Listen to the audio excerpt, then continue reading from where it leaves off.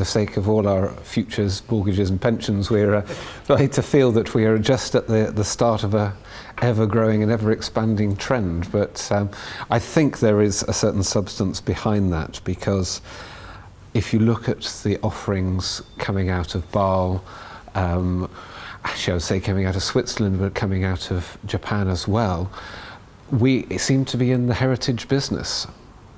Let's face it, mechanical watches became obsolete in '69 when quartz was perfected, and yet they never seem to decline in popularity.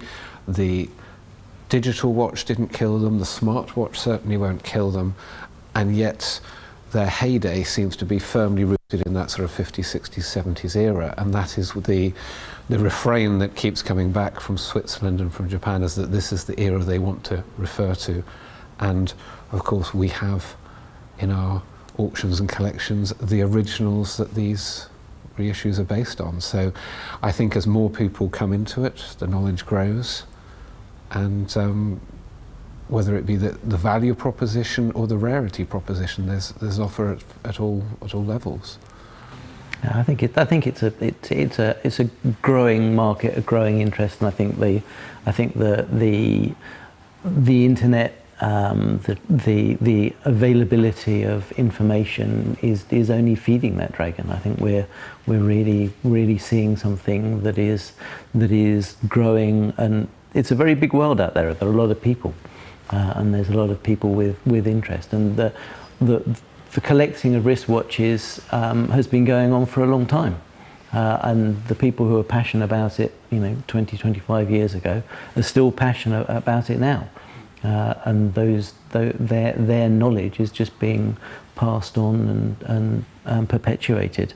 And I think we're all enjoying the fact that we're able to talk to more people about, you say that you're selling watches, and 20 years ago people went, oh, really, okay, fine, move on. Used car salesman.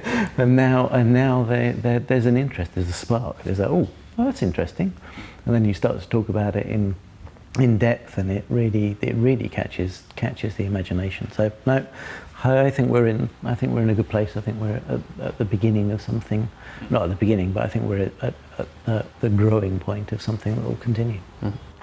I definitely agree. In fact, I agree with all the fundamentals that you've identified. I think seeing the reissues and the sort of the harking back to heritage inspiration for the pieces that were released by the big brands like Longines and Omega at Bâle, and Patek to a fair extent as well, only bodes well for the vintage market. I also think that we're seeing a huge, growing, mushrooming sort of enthusiasm and numbers of people getting into vintage watches, particularly young people, below the, I would say in the sort of 25 to 35 age bracket, who previously would have played it safe and bought a Rolex with their first bonus, now are brave enough, thanks to all sorts of different platforms, to make an informed choice and go and spend something on a watch that's 50 or 60 years old, which I admire enormously, and to be fair, slightly count myself amongst, because that's certainly how I felt about the vintage market when I came into it. You add all that to a bunch of other things and a huge amount of maturity, and I think the longevity is there.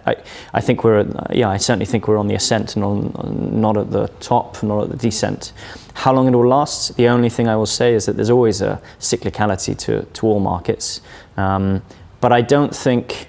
I think what's really collectible today, what's getting more and more collectible today, isn't going to disappear. That's going to continue to be collectible, just like Rolexes have been for the last 30 or 40 years.